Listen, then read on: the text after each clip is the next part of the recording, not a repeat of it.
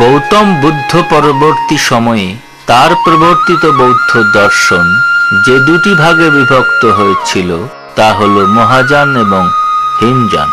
আত্মনির্বাণ বা ব্যক্তি সাধনায় ব্যক্তির আত্মিক উন্নয়নের যে দর্শন বা ধর্ম পালন, সেই প্রক্রিয়ায় বিশ্বস্ত বৌদ্ধ ধর্মাবলম্বীরা হীনযান গোষ্ঠী হিসেবে পরিচিত এবং এর পাশাপাশি তথাগত বুদ্ধের জীবন দর্শন এবং ধর্মভাবনার আরো কাছাকাছি, আরো ঘনিষ্ঠ, আরো নিবিড়তা বহনকারী উন্নত বিশ্বাস এবং চেতনার অনুগামীদের বৌদ্ধ সংস্কৃতিতে পরিচিতি মহাযান গোষ্ঠী।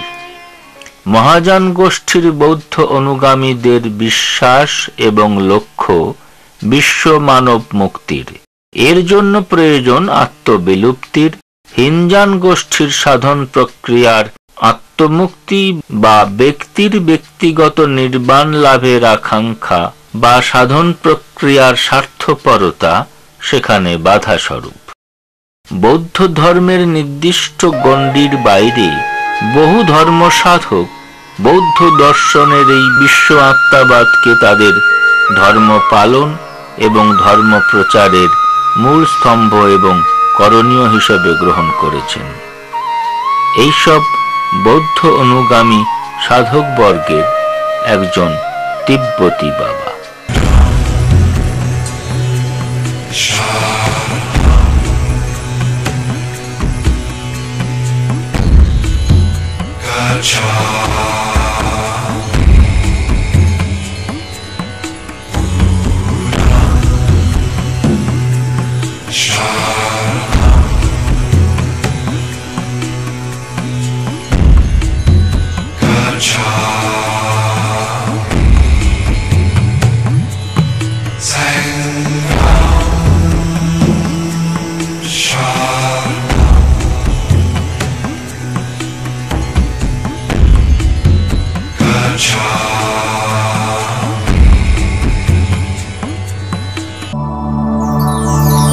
আজ থেকে 300 বছর আগে এই সাধক জীবন কাহিনীর সূত্রপাত আসাম বাংলাদেশের সীমান্তবর্তী জেলার শ্রীহট্টে।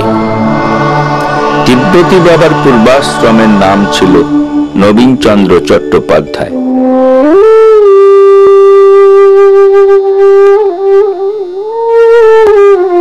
নবীনচন্দ্রের বাবা শক্তির উপাসক হলেও মা ছিলেন শিবে ভক্তিমতী। শাক্ত বাবা আর শৈব মাতার একমাত্র পুত্রটি ছিল প্রচলিত ধর্মীয় আচার বিচারের ঊর্ধ্বে এক এবং অভিন্ন পরম সত্তায় বিশ্বাসী।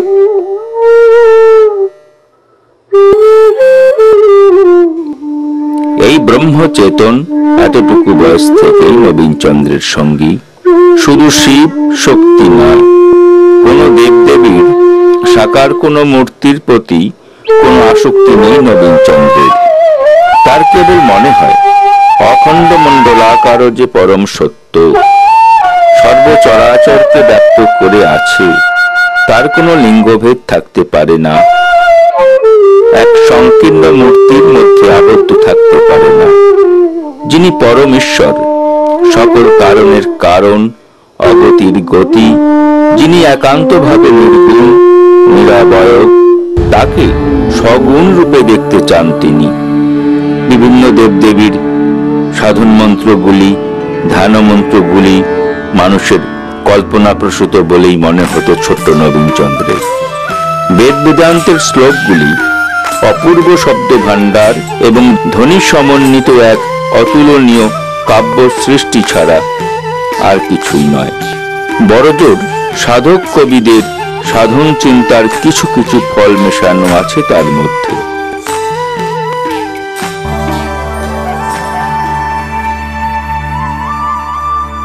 নবীন, ঘরের ভেতর ঠাকুরের পুজোর নৈবেদ্য সাজানো রইল, নজর রাখিস।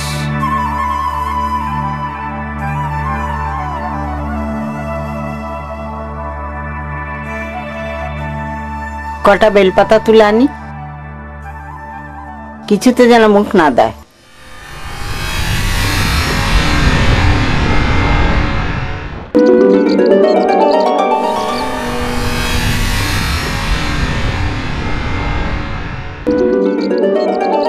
হেই, যা যা যা।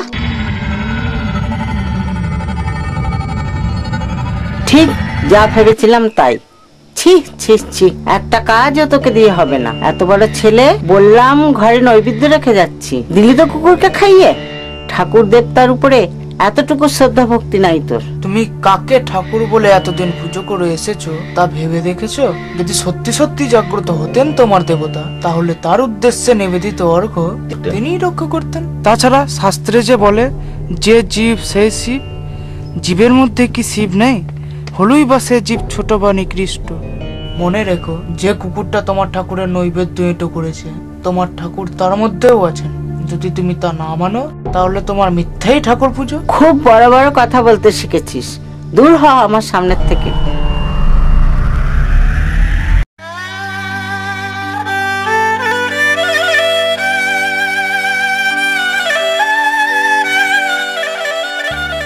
অভিমানী নবীনচন্দ্র বাড়ি ছেড়ে নিরুদ্দেশের পথে বেরিয়ে একদল বৌদ্ধ সন্ন্যাসীর সঙ্গী হয়ে পৌঁছে গেলেন হিমালয়ে।